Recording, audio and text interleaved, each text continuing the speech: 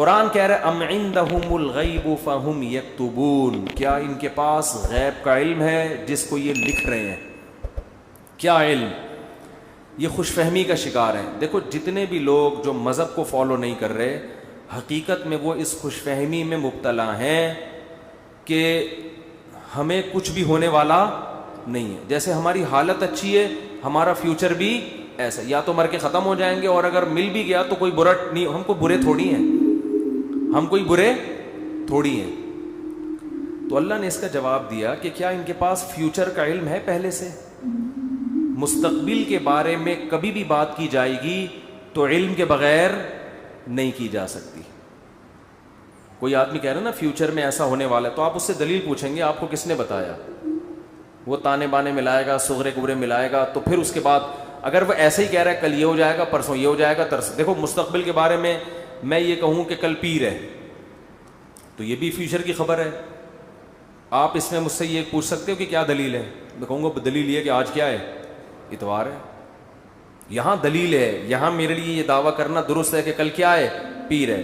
لیکن اگر میرے پاس دلیل نہیں ہے اور میں کہوں کہ کل جو ہے وہ کل دنیا میں 3000 آدمی مر جائیں گے ایک ہی کسی حادثے میں، تو لوگ پوچھیں گے بھائی کیا دلیل ہے کسی حادثے میں 3000 آدمی مر جائیں گے؟ اب میرے ذمے کیا ہے؟ میں کہوں وہ ویسے ہی میرا ذوق کہہ رہا ہے. تو یار کوئی مانے گا کوئی؟ اچھا عجیب بات یہ کہ روحانی عاملوں کی یہ باتیں مان لیتے ہیں لوگ. میں یہ کہوں نا کل 3000 آدمی ایک حادثے میں، اللہ نہ کرے مرے ہیں، میں ایک مثال دے رہا ہوں، تو لوگ کہیں گے کہاں سے پتہ چلا؟ لوگ کہیں گے بھائی جھوٹ بول رہے، اس کو کس نے بتایا؟ یا تو قاتلوں سے تعلقات ہیں جس نے مارنے کا ارادہ کیا ہے، ایسا بھی نہیں ہے تو یہ ہوائی بات ہوگی. لیکن یہی بات روحانی عامل کرے گا تو لوگ کیا کریں گے؟ حضرت کا علم ہے بھائی، حضرت کے پاس بولو علم ہے. ابھی روحانی عاملوں پہ نہیں جاؤں گا، پھر میں معین اختر کی طرح نا بلب کے رشتہ داروں کو بھی، تو اب تو میں روحانی عاملوں کے رشتہ داروں کو بھی اچھے الفاظ سے یاد نہیں کرتا. رشتہ داروں سے مراد وہی جو بلب کے رشتہ دار تھے. اب آپ کہیں گے بلب کے کون سے رشتہ دار ہوتے ہیں؟ ہمارے ہاں کبھی بھی جس بندے کو برا کہا جاتا ہے گالی اس کو نہیں دی جاتی، ہمیشہ اس کے رشتہ داروں کو ہمیشہ گالی دی جاتی ہے. یہ ہمارے ایک ٹرینڈ چل نکلا ہے. تو قرآن کہتا ہے کہ ام عندہم الغیب فہم یکتبون. کیسے دیکھو ہمیں جھنجھوڑ رہا ہے قرآن کہ تم اپنے بارے میں کیوں فرض کر کے بیٹھے ہوئے ہو کہ تمہیں کچھ بھی ہونے والا نہیں ہے، تمہیں سزا نہیں ملے گی. یہ تمہیں کس نے بتایا ہے؟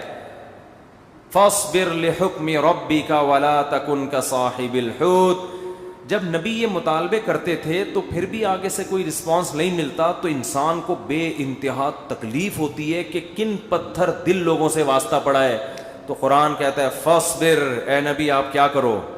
صبر کرو. ولا تکن کصاحب الحوت، مچھلی والے یونس کی طرح جل باز مت بنو. حضرت یونس علیہ السلام کی قوم نے بھی یہی سلوک کیا، لیکن یونس علیہ السلام چاہتے تھے جلدی سے فیصلہ ہو اور اپنی قوم کو چھوڑ کے نکل گئے. تو اللہ نے اس پہ آپ کی تنبیہ کی. تو آپ بھی اے نبی جل بازی مت کریں. تو یہ نبی کے ذریعے سے ہمیں بھی بتایا جا رہا ہے کہ آپ حق کی دعوت دیتے رہیں، اور یہ نہ دیکھیں کہ یہ جو اللہ کے نافرمان لوگ ہیں، جو حق کو نہیں ماننے والے لوگ، وہ پھر بھی پھل پھول رہے ہیں. اس ٹینشن میں مت آؤ، کیونکہ اللہ انصاف کرتا ہے مگر اس میں دیر ہوتی ہے، اندھیر نہیں ہوتی. وہ لے گا انتقام، ان کو اپنے حال پہ چھوڑ دو. یہ اللہ کی حکمت اسی کا تقاضا کرتی ہے، چھوڑ دیا جائے اپنے حال پہ. آج جو اہل حق ہے نا ان کو بہت تکلیف ہوتی ہے کہ جب یہ ہم صحیح بات کر رہے ہیں لیکن آگے جواب جو مل رہا ہے وہ کیا مل رہا ہے؟ الٹا، کوئی مان کے نہیں دے رہا. تو اللہ فرماتے ہیں وَلَا تَكُنْ كَصَاحِبِ الْحُوتِ إِذْ نَادَى وَهُوَ مَكْظُومٌ. یونس علیہ السلام نے جل بازی کی اور بالآخر اللہ کی طرف سے ان کو دنیا میں تنبیہ ہوئی ہے، سزا ملی ہے. اور وہ سزا کیا ملی؟ اذ نادا وہو مکظوم، مچھلی کے پیٹ میں گئے، غم سے گھٹ رہے تھے اور اللہ کو پکارا. فنادا فی الظلمات اللہ الہ الا انت سبحانک انی کنت من الظالمین. اے اللہ تیرے سوا کوئی عبادت کے لائق نہیں. غلطی کس کی ہے؟ میری غلطی ہے، میں نے اپنی جان پہ ظلم کیا. تو اللہ نے کیا کیا؟ مچھلی کے پیٹ سے نکال لیا. دیکھو یونس علیہ السلام نے اللہ کے حکم پہ کتنا عرصہ تبلیغ کی, قوم نے نالائقی کی, پھر بھی نہیں مانے. سزا بجائے قوم کو ملنے کے کس کو مل رہی ہے؟ بولتے کیوں نہیں؟ الٹا حضرت یونس علیہ السلام کو مل رہی ہے سزا. تو اب آپ بتاؤ کیسا پیغمبروں کا صبر کا پیمانہ ہے. ایسے موقع پہ بھی اللہ کے خلاف کوئی شکایت زبان سے بولو نہیں نکال. کیوں؟ اللہ یونس علیہ السلام کے عمل میں ہمیں بتا رہے ہیں کہ دینداری کا یہ مطلب نہیں ہے کہ تم اچھے بنو گے تو اللہ کی نوازشیں آنا شروع ہو جائیں گی. دینداری کا مطلب یہ کہ جو اللہ کا کام ہے وہ اس کو کرنے دو. تمہارا کام ہے عاجزی انکساری, بس میں ہی غلط, صحیح ہو کے بھی کون غلط؟ میں غلط. ہمیشہ غلطی کس کی کھاتے میں ڈالنی ہے؟ بولتے کیوں نہیں؟ دیکھو ہم نماز پڑھتے ہیں, نماز کے بعد 3 دفعہ استغفر اللہ پڑھتے ہیں, تو کیا کسی نامحرم کو دیکھا ہوتا ہے ہم نے نماز میں؟ بولتے کیوں نہیں؟ تو کوئی تک بنتا ہے استغفر اللہ کا؟ یا ہم نے کوئی جرم کیا ہے, نماز پڑھی اور کیا کہلوایا جا رہا ہے؟ استغفر اللہ استغفر اللہ. بھائی اگر استغفر اللہ پڑھنا تھا تو یہ نماز پڑھی کیوں کی تم نے؟ ہمیں یہ بتایا جا رہا ہے کہ تم نیکی کر کے بھی کیا سمجھو جیسے تم نے گناہ کیا ہے. کیسے گناہ؟ نماز گناہ نہیں ہے بھائی. تم یہ کہو اے اللہ جس طرح سے پڑھنی چاہیے تھی اس طرح سے نہیں پڑھی میں نے, تو نیکی کر کے بھی کہا جا رہا ہے کہ ہم غلط ہیں. ہم نے اللہ جو پڑھنی تو ہمیں معاف کر دے, ہم سے نہیں ہوئی صحیح, ہم سے کام کیا ہو گیا؟ غلط ہو گیا. مجھے یاد ہے 25-30 سال پرانا قصہ ہے, چھوٹا بچہ تھا میں اس وقت. ایک تبلیغی جماعت میں نا ایک صاحب کے سال پہ سال لگ رہے تھے, پوری دنیا میں وہ ان کے سفر ہوئے, بڑا انہوں نے وقف کیا ہوا تھا اپنے آپ کو تبلیغی جماعت کے لیے. تو میرا ان سے ٹاکرا ہو گیا. وہ مجھے سمجھانے لگے جماعت میں نکلو سیروزے جیسے تبلیغ والے کرتے ہیں. مجھے پتا تھا یہ بہت ہی پرانے کھیڑو ہیں اور ان کی تو زندگیاں گزر گئی ہیں اس کام میں. میں نے کہا ماشاء اللہ اللہ نے آپ سے بڑا کام لیا ہے تبلیغ کا. کہتے ہیں میں نے بہت بگاڑا ہے تبلیغ کے کام کو. کہہ رہے ہم تو کام بنانے والے نہیں, کس میں ہم تو بگاڑنے. کہہ رہے میں تو بگاڑ ہی رہا ہوں جب سے. مجھے ان کا یہ اسٹائل بہت اچھا لگا. یعنی اپنے آپ کو کہہ رہے ہیں کہ تبلیغی جماعت میں اگر کوئی خرابی ہے تو وہ کس کی وجہ سے ہے؟ بولو. وہ اپنے بارے میں کہہ رہے ہیں وہ کس کی وجہ سے, مجھے نہیں کہہ رہے تھے اپنے بارے میں کہہ رہے تھے, وہ کس کی وجہ سے؟ میری وجہ سے. کہہ رہے ہم کام بنانے والے نہیں بلکہ بگاڑنے والے ہیں. اب کوئی فسادی ہوتا تو کہتا ہے جب بگاڑنے والا تو کر کیوں رہا ہے پھر ہمیں؟ یہ تو اس نے خود کہا ہے, اپنی زبان سے بولا ہے کہ ہم بگاڑنے والے ہیں. یوٹیوب پہ کلپ ڈالتا ہے, یہ دیکھو خود. تو مجھے ان کی یہ تواضع پسند آئی. میں نے کہا دیکھو یہ بیچارہ صبح و شام اس کام میں لگا رہتا ہے, مگر یہ کہہ رہا ہے جو تبلیغ کا کام پھیل رہا ہے اس میں جو برکتیں ہو رہی ہیں وہ میرے علاوہ لوگوں کی وجہ سے ہو رہی ہیں, اور جو خرابی آ رہی ہیں وہ کس وجہ سے ہو رہی ہیں؟ وہ ساری میری وجہ سے ہو رہی ہیں. تو آج مارکیٹ میں یہ چیز کیا ہے؟ شارٹ. ہر اچھا کام میں نے کیا, برا کام ستار بھائی نے کیا. ستار بھائی نہ ملے گا مجھے. ایک دن ایک فون آیا, میں نے فون اٹھایا, کون؟ کہہ رہے ستار بھائی بات کر رہا ہوں. ارے میں نے کہا بیٹا یہ مجھے نہیں چھوڑے گا, یہ کہے گا مفتی صاحب بہت تم نے جو ہے نا, لیکن وہ شکر ہے ایسی کوئی بات تھی نہیں. تو جنات کا دیکھ لو, قرآن مجید میں آتا ہے کہ جب نبی صلی اللہ علیہ وسلم نے تبلیغ کا کام شروع کیا نا, تو جنات بھی کی ایک جماعت نے نبی کے قرآن کی تلاوت سنی اور جا کے اپنی قوم کو انہوں نے تبلیغ کرنا شروع کی. تو تبلیغ کا انداز دیکھو جنات کا, کیونکہ ہدایت مل گئی تھی ان کو, مسلمان ہو گئے تھے. تو تبلیغ کیسے کر رہے ہیں کہ بھئی دیکھو دنیا میں کوئی بڑا کام ہوا ہے, ہمارا آسمانوں پہ داخلہ بند ہو گیا, انا لا ندری ہمیں نہیں پتا, اشر ارید بمن فی الارض کہ جو اللہ نے محمد صلی اللہ علیہ وسلم کو دنیا میں بھیجا اور شیاطین کا اوپر جانے کا سیٹ اپ بند کر دیا, ہمیں نہیں پتا کہ زمین والوں کے ساتھ شر کا ارادہ, کیونکہ بعض دفعہ اللہ پیغمبروں کو بھیجتے ہیں حجت تمام کرنے کے لیے تاکہ حجت تمام ہو اور پوری قوم کو تباہ کر دیں, تو شر بھی ہوتا ہے نا اس میں. کہہ رہے ہیں انا لا ندری ہمیں نہیں پتا, اشر ارید بمن فی الارض کہ جو لوگ زمین میں رہتے ہیں ان کے ساتھ برائی کا ارادہ کیا گیا ہے, ام اراد بہم ربہم رشدا یا ان کے رب نے ان کے ساتھ بھلائی کا ارادہ کیا ہے. اسٹائل نہیں سمجھ میں آیا میرا خیال ہے. دیکھو جملہ یہ ہونا چاہیے تھا کہ ہمیں نہیں پتا یہ جو کچھ ہو رہا ہے, ہمیں نہیں پتا کہ رب نے ان کے ساتھ برا چاہا ہے یا اچھا چاہا ہے. اصل میں تو یہ ہونا چاہیے نا. لیکن جنات کیا کہہ رہے ہیں؟ آج کل تو انسان اتنے سمجھدار نہیں ہے جتنے اس زمانے کے جنات سمجھدار تھے یار. جنات یہ نہیں کہہ رہے کہ ہمیں نہیں پتا کہ اللہ نے انسانوں کے ساتھ برائی کا ارادہ کیا ہے یا اچھائی کا. یا تو یہ کہنا چاہیے تھا, یا جنات کو بالکل اس کے الٹ کہنا چاہیے تھا کہ ہمیں نہیں پتا کہ زمین والوں کے ساتھ برائی کا ارادہ کیا گیا ہے. کر کون رہا ہے یہ نام نہیں لے رہے, ہم ہائی لائٹ نہیں کر رہے. انسانوں کے ساتھ برائی کا ارادہ کیا گیا ہے یا اچھائی کا ارادہ کیا گیا. دونوں پیسو وائس ہوتے ہیں. ایکٹیو پیسے کا فرق تو پتا ہوگا نا. بھائی اس نے مارا ہے, وہ مارا گیا ہے. جب ہم کہتے ہیں ہی از کلڈ, وہ مارا گیا ہے, تو مارنے والے کو ہم شو نہیں کر رہے ہوتے. فاعل کا نہیں پتا ہوتا, سبجیکٹ کا نہیں پتا ہوتا کہ مارنے والا ہے کون. سمجھ میں نہیں آ رہی. تو قرآن کہہ رہا ہے ہونا یہ چاہیے تھا کہ جنات یا تو شر اور خیر کا ارادہ کرنے والے کا نام نہ بتاتے کہ کون ارادہ کر رہا ہے, بلکہ دونوں کو پیسو وائس میں لاتے کہ ہمیں نہیں پتا کہ زمین والوں کے ساتھ برائی کا ارادہ کیا گیا یا اچھائی کا ارادہ کیا گیا. یا تو یوں کہتے, اور اگر سبجیکٹ کا ذکر کرتے تو یوں کہتے ہمیں نہیں پتا کہ رب نے زمین والوں کے ساتھ برائی کا ارادہ کیا ہے یا اچھائی کا ارادہ کیا ہے.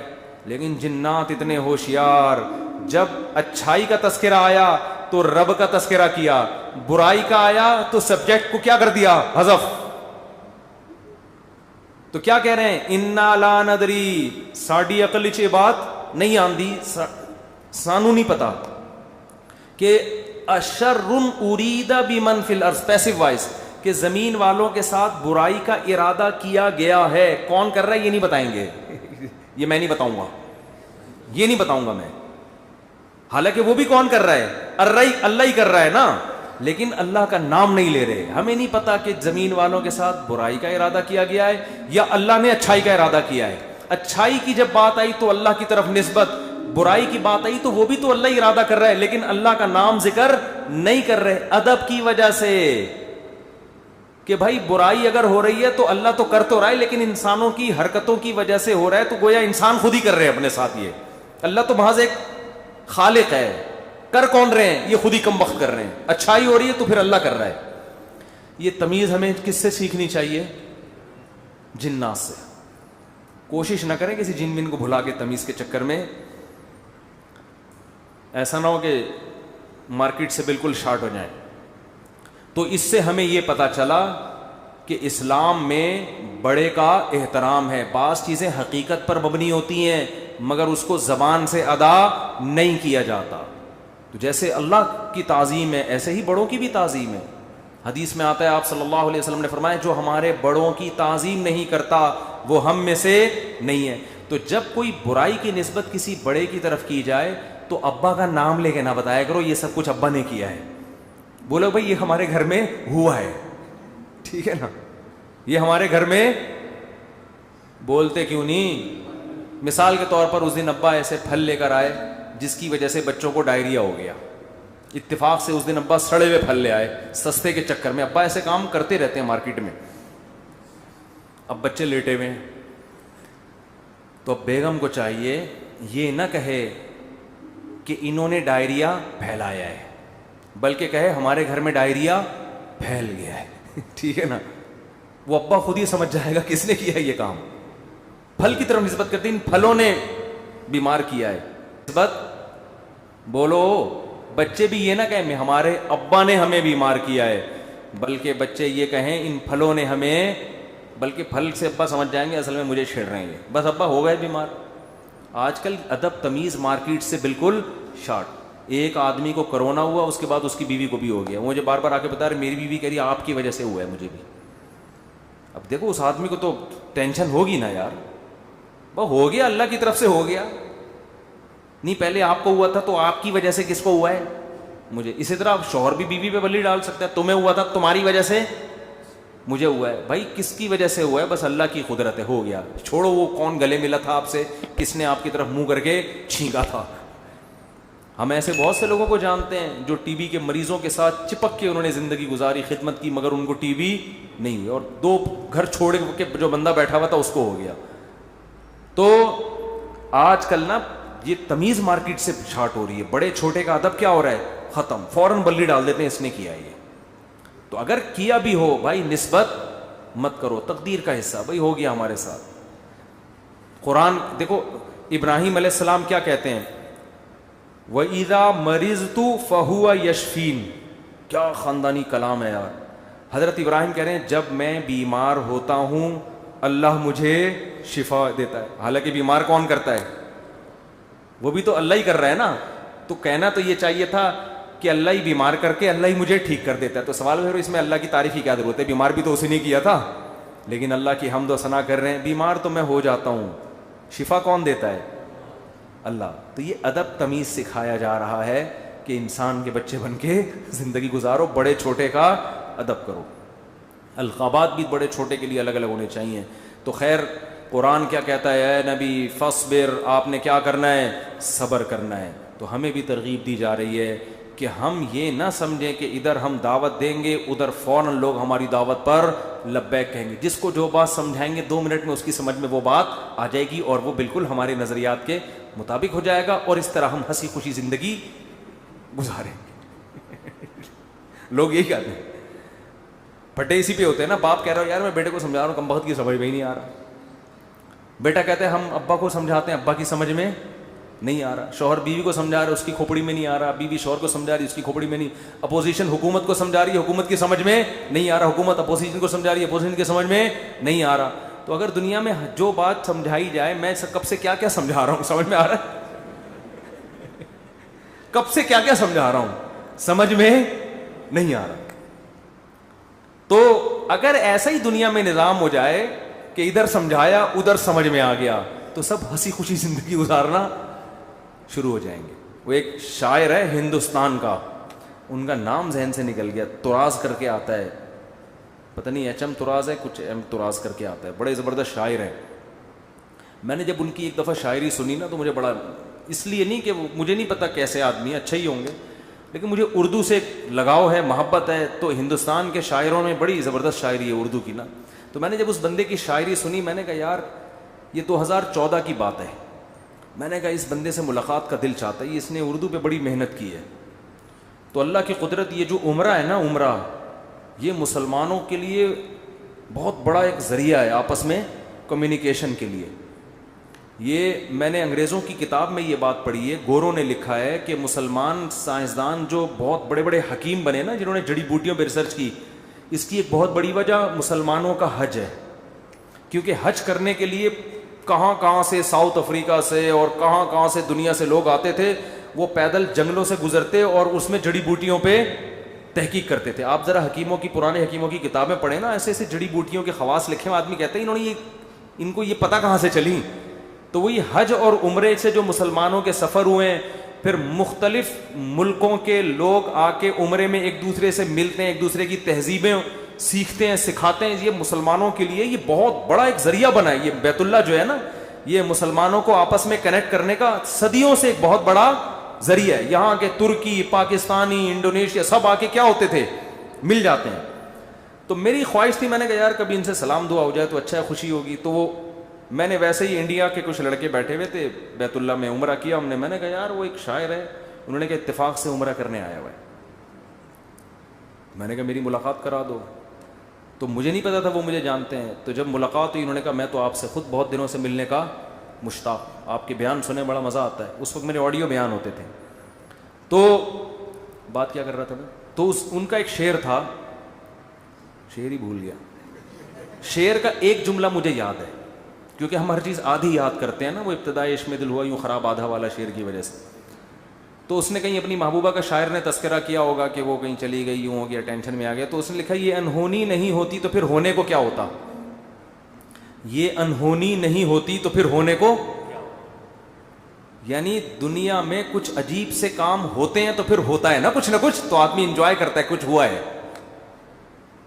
یعنی اگر شاعر کا تخیل بیان کر رہا ہوں, ایسا نا آپ اس شاعر کو کہیں کون سی معشوقہ تھی تمہاری مارکیٹ سے شارٹ ہو گئی, مفتی صاحب نے ہمیں بتایا, شاید ہم پولیس بھیج گئے. وہ شاعروں کا کلام کا کچھ بھی مطلب نکالا جا سکتا ہے. محبوبہ کے بجائے کچھ وسیم بھائی کو ڈال دو, ستار بھائی کو ڈال دو, وہ ٹینشن نہیں ہے. تو شاعر کے کلام کو کبھی الفاظ کو نہیں پکڑا جاتا, اس میں ہر آدمی اپنے حساب سے اس کا مفہوم بیان کر رہا ہوتا ہے. تو ہم نے اس کو اپنے حساب سے اس شعر کو لیا کہ دنیا میں کچھ ہونے کے لیے کچھ انہونیوں کا ہونا بولو ضروری ہے. سمجھ رہے ہو؟ دیکھو بعض لوگ کچھ کر کے موسٹ وانٹیڈ بن جاتے ہیں تو وہ اسی کو انجوائے کرتے ہیں. کہتے ہیں اگر یہ نہ ہوتا تو ہم موسٹ وانٹیڈ، وہ کیا ہے، بدنام جو ہوں گے تو کیا نام نہ ہوگا؟ نام پیدا کرنے کے لیے بدنام ہونا بھی ضروری ہے. تو اس نے کہا یہ انہونی نہیں ہوتی تو پھر ہونے کو کیا ہوتا. تو میں یہ کہہ رہا ہوں اگر یہ ٹینشنیں دنیا میں نہ ہو تو ہونے کو کچھ ہو ہی نہیں. آپ نے بیگم کو بات سمجھائی، سمجھ گئی. اس نے آپ کو سمجھایا، آپ کی سمجھ میں فوراً آ گیا کہ یہ کیا کہہ رہے. آپ نے اپنے بچے کو ایک دن کچھ سمجھایا، اس کی سمجھ میں فوراً آ گیا. تو گالیاں ہوتی دنیا میں پھر کوئی بلب کے رشتہ داروں کو گالیاں دیتا؟ بولو نا. تو خیر اور شر کا مقابلہ کیا ہو جاتا؟ ختم. پیغمبر امتیوں کو سمجھاتے، 2 منٹ میں بات سمجھ میں آتی. نبی آ کے سمجھاتے بھئی یہ 360 بت پتھر کے بنے ہوئے تم نے رکھے ہوئے ہیں، یہ غلط ہیں. وہ کہتے ہیں او اچھا یہ تو بالکل صحیح کہا آپ نے. ہم اپنے ہاتھوں سے اپنے خدا کو بناتے ہیں، یہ بننے میں ہمارے محتاج، تو بھلا یہ ہماری مدد کیسے کریں گے؟ بات تو کلیئر تھی نا 2 اور 2 4 کی طرح، مگر ان کی کھوپڑی میں نہیں آئی ہے. 10,000 کا لشکر لے کے مکہ پہ حملہ ہوا ہے، خون بہے ہیں، لو عورتیں بیوہ ہوئیں، بچے یتیم ہوئے. اتنی سی بات سمجھانے کے لیے 23 سال کی ٹینشن ہے، پھر جا کے بھی سمجھ میں پھر بھی نہیں آئی. پھر مکہ فتح ہوا تو نبی نے بیت اللہ کے اندر 360 بت گرائے اپنے ہاتھوں سے، وہ بھی طاقت کے زور سے سمجھ میں آئی ہے، ورنہ پھر بھی نہیں آئی. اگر یہ حملہ نہ ہوتا تو آج تک 360 بت رکھے ہوئے ہوتے. آپ دلائل میں مناظرہ ہی کر رہے ہوتے، بحث ہی کر رہے ہوتے، کسی کی کھوپڑی میں نہیں آتی بات. تو بھائی اتنی بڑی حقیقت جب بحث سے کسی کی کھوپڑی میں نہیں آئی تو آپ کی بیگم آپ کی فرما بردار کہاں سے بن جائے گی؟ کیونکہ آگے اس کے پاس بھی دلائل ہوتے ہیں سمجھانے کے لیے. آپ اس کو جب سمجھاؤ گے شوہر کے یہ حقوق ہیں تو کہے گی کہ صرف شوہر ہی کے ہیں، بیوی کے نہیں ہوتے. اب کیا جواب دو گے آپ؟ اب یا تو 10,000 کا لشکر لے کے سسرال پہ حملہ کرو یہی ہوگا. 10,000 کا لشکر لے کے کیا کرو؟ سسرال پہ حملہ کرو، اپنے حقوق پاس کرواؤ. ایسا نہیں ہوگا. تو بس یہی ہے کہ آپ نے سمجھایا، نہیں سمجھ میں آیا اس نے سمجھایا، آپ کی سمجھ میں نہیں آیا. ہنسی خوشی زندگی گزارو. بولو یہ انہونی نہیں ہوتی تو پھر ہونے کو کیا ہوتا. تو اس لیے دنیا میں جو بھی ہو رہا ہے نا، اپنی ذمہ داری پوری کرو، اپنا الو سیدھا رکھو. جو اپنی ذمہ داریاں پوری کرو، باقی جو ہو رہا ہے ہونے دو. ٹھیک ہے نا. حکیم الامہ حضرت مولانا اشرف علی تھانوی رحمۃ اللہ علیہ ایک بات بہت زیادہ فرمایا کرتے تھے کہ جو چیز اختیار میں ہے اس میں سستی نہ کرو، جو اختیار میں نہیں ہے اس کی ٹینشن مت لو. اولاد بگڑ گئی، بھائی آپ نے کوشش کی سمجھانے کے، کنٹرول میں نہیں ہے، چھوڑ دو یار. ساری زندگی یہی ٹینشن نہیں، لوگ پالتے ہیں ٹینشن، میرا بچہ کیوں نہیں صحیح ہو رہا، میرا بچہ کیوں نہیں صحیح ہو رہا، میرا بچہ کیوں نہیں صحیح ہو رہا. چھوڑ دے یار اس کو اپنے حال پہ، چھوڑ دو اس کو اپنے حال پہ. یہ کیوں نہیں ٹھیک ہو رہا، وہ کیوں نہیں ٹھیک ہو رہا، یہ کیوں نہیں صحیح ہو رہا، عمران خان نے جو وعدے کیے تھے پورے کیوں نہیں ہو رہے. تمہارے اور کم ٹینشن ہے یار. تو اللہ پوچھ لے گا بھائی جو آپ نے وعدے کیے تھے پورے کیے کہ نہیں کیے. تو جو کام اپنی ذمہ داری میں، حتیٰ کہ کسی نے ان سے پوچھا کہ حضرت میرا نماز میں دل نہیں لگتا، خیالات منتشر رہتے ہیں. انہوں نے فرمایا نماز میں دل لگانے کی کوشش کرنا فرض ہے، دل لگنا فرض نہیں ہے. کوشش کرو، لگے ٹھیک ہے، نہیں لگے تو بھی ٹھیک، ہمارے اختیار میں نہیں ہے بھائی. جب نماز میں دل نہ لگنے کی بھی ٹینشن، کیونکہ اللہ نے کبھی ایسی بات پہ اللہ آپ کو نہیں پکڑے گا جو آپ کے اختیار میں نہیں ہے. ہمارے جامعہ دارالفتہ میں حضرت مفتی رشید احمد صاحب کے ایک مرید تھے کیا ہیں ابھی بھی.